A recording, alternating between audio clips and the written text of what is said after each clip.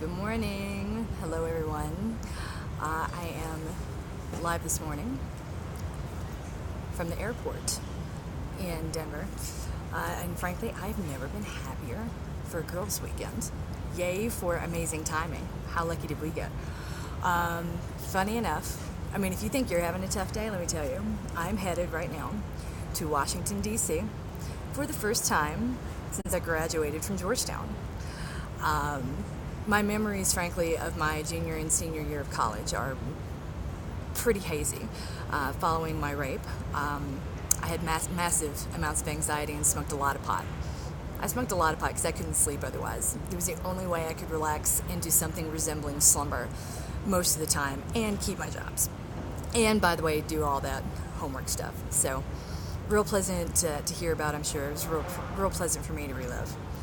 So 2 years of that, and then I would manage to graduate into a finance job where drinking myself to sleep was frankly encouraged.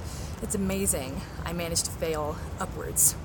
Not even fall upwards, just fail upwards in spite of myself. But let me be clear, that is not the same as succeeding, and I've never pretended that it is. That was 20 years ago. I've been in therapy since then, and I have better coping skills now than I did when I was 19. I'm not even sure what it is that I need today. And I know you saw the videos yesterday, but I'm not crying anymore, but I still feel numb, completely numb. That spectacle that we all had to endure, that wasn't about truth. Victimhood was on trial. Whose victimhood matters more? I don't really know the answer, and I don't want to know the answer. That's a question I stopped asking sometime between my first rape and the assault that followed. I woke up at 4:45 this morning, and since then I've been hearing that some of you are having trouble today. Here's what I want you to know. Number one, it's okay not to be okay. Falling apart today, or even just wanting to, that's totally normal, even if you have never experienced the type of trauma that most of us are reliving right now. Number two, it's okay to stay unplugged. I'm telling all of my clients to take the whole weekend off and thank the stars for an extra long training plan.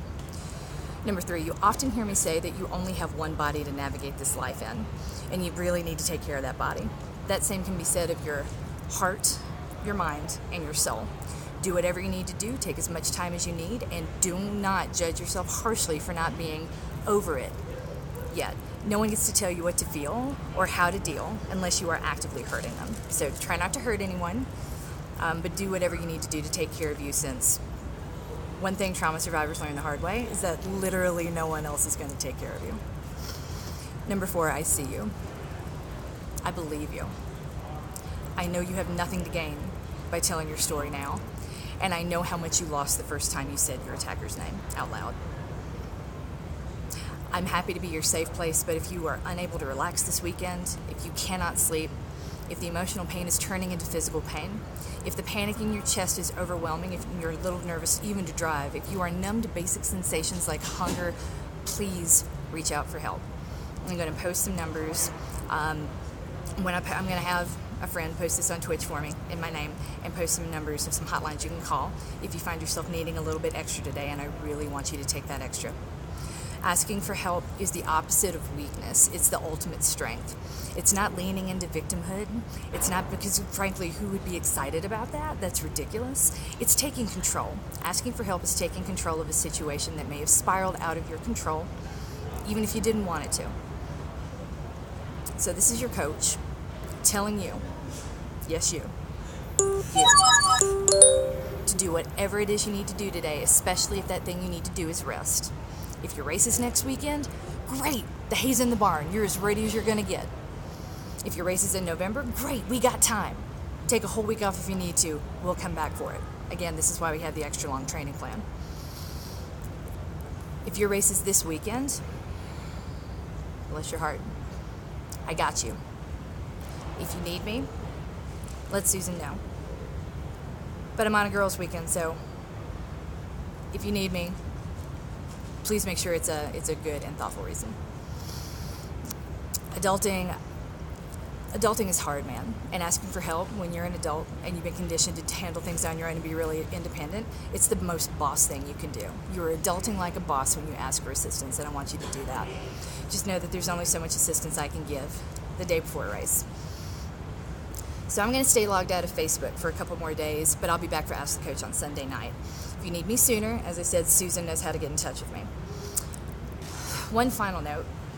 Please be kind to each other.